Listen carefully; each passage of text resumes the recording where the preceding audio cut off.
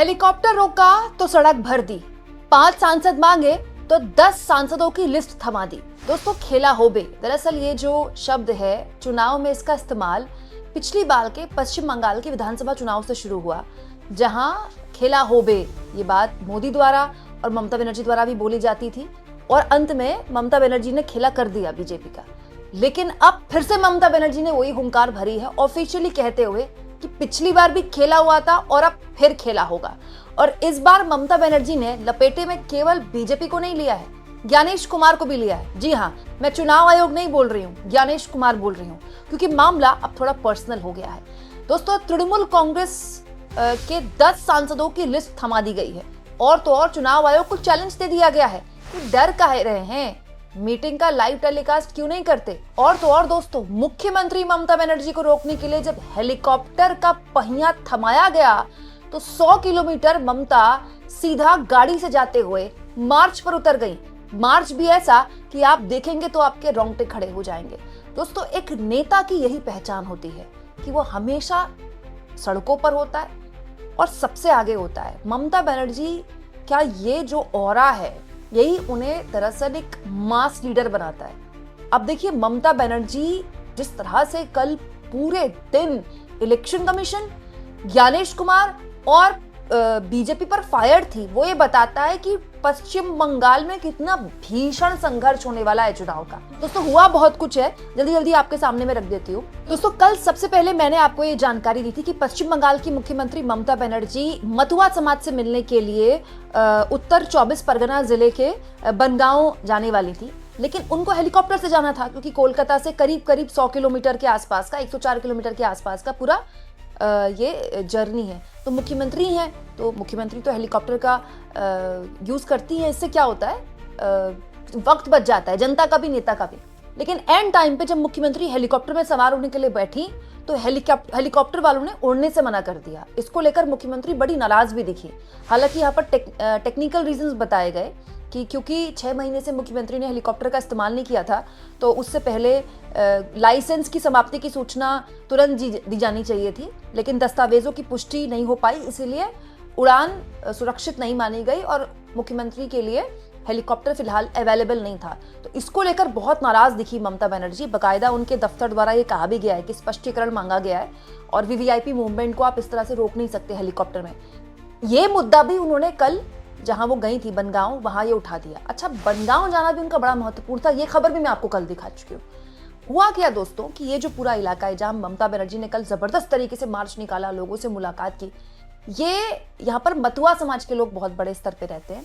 ये वो लोग हैं जो CAA के जरिए भारत में नागरिकता पाना चाहते हैं। इसमें कुछ लोग ऐसे हैं जो कि बांग्लादेश से सन 71 के युद्ध के बाद लगातार भारत आते रहे क्योंकि वहां पर हिंदुओं पर अत्याचार होते रहे। बेसिकली ये हिंदू लोग हैं और यहाँ पर पिछले 2 विधानसभा चुनाव में बीजेपी ने बहुत अच्छा परफॉर्म किया था, लेकिन CAA के बाद इनको उस तरह की नागरिकता, मतलब ऐसे नागरिकता नहीं मिली, उतनी जल्दी नागरिकता नहीं मिली जिसकी ये उम्मीद कर रहे थे। लेकिन SIR के बाद इनके बीच में एक डर पैदा हो गया कि कहीं अब हमको बाहर ना निकाला जाए। तो वहां आप कह सकते हैं बीजेपी के गढ़ में सेंधमारी करने गई थी कल ममता बनर्जी, और जब उनका हेलीकॉप्टर रोका गया तो सड़क से निकल गई और 100 किलोमीटर सड़क से निकलकर देखिए कुछ इस तरह से मार्च किया है। जरा भीड़ देखिए, आगे आगे लीडर के तौर पर ममता बनर्जी चल रही हैं, वो भी हवाई चप्पल पहन के। आप देखिए, सफेद हवाई चप्पल, ये ममता बनर्जी का स्टाइल ऑफ पॉलिटिक्स है।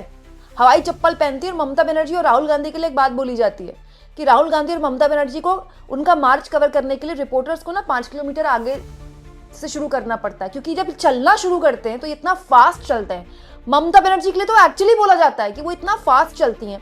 और आप देखिए, वो लगातार महिलाओं से मिल रही हैं, बच्चों से मिल रही हैं, वहां लोगों से मिल रही हैं, और यहां पर ममता बनर्जी ने हुंकार भरी। वो खबर भी मैं आपको कल दिखा चुकी हूं।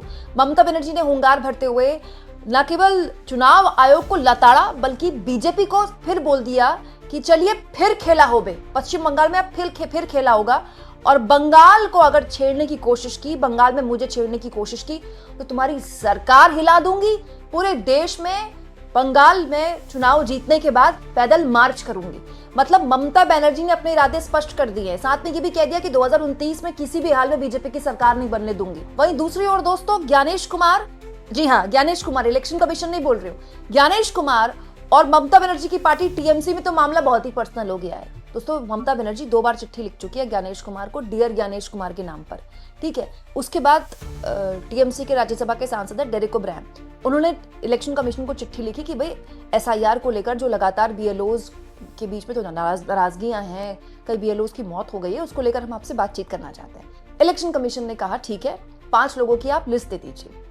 अब इलेक्शन कमीशन ने मांगी 5 लोगों की लिस्ट और टीएमसी ने थमा दी 10 लोगों की लिस्ट। 10 सांसदों के नाम टीएमसी ने दे दिए, इनमें से कल्याण बनर्जी भी हैं और डेरेक ओब्रायन तो खुद हैं ही, महुआ मोइत्रा भी हैं। मतलब टीएमसी के जितने भी फायर ब्रांड सांसद है ना लोकसभा के अंदर, जो एकदम भौकाल टाइट करके रखते हैं टीएमसी का, उन सभी के मोस्टली नाम है इसमें। और कह दिया गया इलेक्शन कमीशन के लिए हम तो तैयार हैं, आइए मीटिंग करते हैं। अच्छा, एक और दिलचस्प चीज दोस्तों, इस मीटिंग के बीच अब इलेक्शन कमीशन ने डेट दे दी, 28 तारीख को आइए मीटिंग करते हैं। अब 28 तारीख के लिए इलेक्शन कमीशन ने मीटिंग के लिए डेट दे दी और वो जो पत्र था जो मेल के जरिए टीएमसी को भेजा गया था वो लीक कर दिया, वो न्यूज एजेंसीज को लीक कर दिया। आपको तो पता ही है कौन सी न्यूज एजेंसी काम करती है जिसको लीक किया जाता है खबरें, मुझे आपको नाम लेके बताने की जरूरत नहीं। और उसको घेर लिया अभिषेक बनर्जी ने पकड़ के। आप जवाब देते हैं तो लेटर लीक करवाते हैं, ठीक है आप मीटिंग के लिए तैयार हुए हैं, हिम्मत दिखाइए और जो मीटिंग है उसका लाइव टेलीकास्ट कीजिए। अभिषेक बनर्जी जो कि टीएमसी के बड़े नेता हैं, नंबर 2 समझ लीजिए आप, ममता बनर्जी की भतीजे। मतलब अभिषेक बनर्जी ने एक तरह से चैलेंज दे दिया चुनाव आयोग को कि हम तो आने को तैयार हैं, आप लाइव टेलीकास्ट कीजिए मीटिंग का। अब लाइव टेलीकास्ट कैसे होगा, कब होगा, नहीं होगा, वो तो नहीं होना है। क्या हम आपको चैलेंज देते हैं आप लाइव टेलीकास्ट कीजिए? अब लाइव टेलीकास्ट तो कर नहीं सकते और नहीं करते हैं तो फिर टीएमसी कहेगी कि भाई देखिए आप लोगों ने लाइव टेलीकास्ट नहीं किया, चोर की दाढ़ी में तिनका छुपाने के लिए क्या है, देश को दिखाने दीजिए कि मीटिंग में आप लोग क्या बात करते हैं। अच्छा, इंपॉर्टेंट ये भी है दोस्तों कि टीएमसी से मांगे थे 5 नाम, उन्होंने दे दिए 10 नाम। अब फ्राइडे को दिल्ली में ये मीटिंग होनी है, ठीक है। ज्ञानेश कुमार का नाम ले लेकर सब लिख रहे हैं। आप डेरेक ओब्रायन को देखिए, यहाँ भी ज्ञानेश कुमार का नाम लिखकर उनको पत्र लिख रहे हैं, ठीक है। ममता बनर्जी ज्ञानेश कुमार को एड्रेस कर रही हैं, सीधा इलेक्शन कमीशन को एड्रेस किया ही नहीं जा रहा है, पर्सनल बनाया जा रहा है मामला ज्ञानेश कुमार। क्यों? क्योंकि ममता बनर्जी अपनी मार्चेस में, अपनी रैलियों में ये बोल रही हैं कि क्योंकि बैलेट पेपर से बीजेपी हमसे चुनाव नहीं जीत सकती, इसीलिए इन्होंने ये रिगिंग का रास्ता अपनाया है, एसआईआर। अब दोस्तों एसआईआर में, जब से एसआईआर शुरू हुआ है, पश्चिम बंगाल पहला इलेक्शन होगा जिसमें एक ऐसे राज्य में चुनाव होना है जहां पर सत्ता में विपक्षी पार्टी है। बिहार में एक केस स्टडी हमने देखी जहां सत्ता में एनडीए है, सत्ता में एक ऐसी पार्टी है जो ऑलरेडी सरकार में है, जो एसआईआर का सपोर्ट करती रही है। देश में एकमात्र बीजेपी ऐसा दल है जो एसआईआर का खुलकर सपोर्ट करती है, वीडियो वगैरह शेयर करने लग गए हैं वो लोग, ठीक है। अब ममता बनर्जी की एक परीक्षा है कि वो कैसे इन चीजों को लेकर लड़ती है। लेकिन बड़ा दिलचस्प है दोस्तों, मुख्यमंत्री रहते हुए राज्य में हेलीकॉप्टर उनके लिए अवेलेबल नहीं होता, ये तो बड़ी चिंता की बात है। हालांकि ममता बनर्जी ने यह मुद्दा भी उठाया है कल मार्च में, उन्होंने बकायदा, जब वो मथुआ समाज के लोगों के बीच मार्च कर रही थी तो उन्होंने बकायदा पूरी रैली की वहां और ये भी बोला कि इनका खेल अभी से शुरू हो गया है, अभी तो चुनाव की तारीखों का ऐलान भी नहीं हुआ, इन्होंने मेरे हेलीकॉप्टर रोकने शुरू कर दिए। तो ये बड़ा दिलचस्प रहने वाला है। असली लड़ाई जो है एसआईआर को लेकर, बिहार तो एक ट्रायल था दोस्तों, असली एसआईआर की जो भीषण लड़ाई होनी है एसआईआर के बाद वो होनी है पश्चिम बंगाल में। और जिस तरह से इलेक्शन कमीशन को, न केवल इलेक्शन कमीशन बल्कि ज्ञानेश कुमार को नाम लेकर टारगेट कर रही है ममता बनर्जी, ये बड़ा दिलचस्प है। क्योंकि यहाँ ममता बनर्जी बार बार बता रही है कि ये तो बस एक चेहरा है, तो मुखौटा है।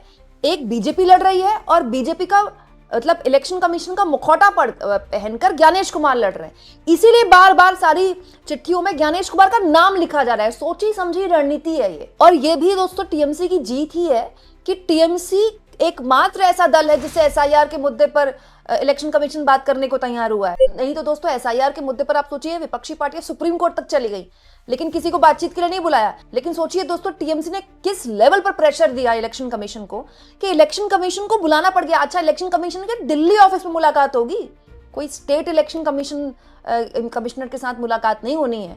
बड़ा दिलचस्प रहने वाला है। अब इस मुलाकात में ज्ञानेश कुमार रहेंगे, नहीं रहेंगे, नहीं रहेंगे तो फिर टीएमसी कैसे रिएक्ट करेगी, क्योंकि वो तो सारी चिट्ठियों में ज्ञानेश कुमार का नाम लिख रही है। वहीं दूसरी ओर दोस्तों टीएमसी इस मामले को राजनीतिक तो बना ही रही है। एसआईआर को दरअसल ममता बनर्जी राजनीतिक मुद्दा बना रही कि देखिए, क्योंकि हम बांग्ला बोलते हैं, हम बंगाली बोलते हैं, तो इनके लिए पूरा पश्चिम बंगाल जो है वो बांग्लादेशियों से भरा हुआ है।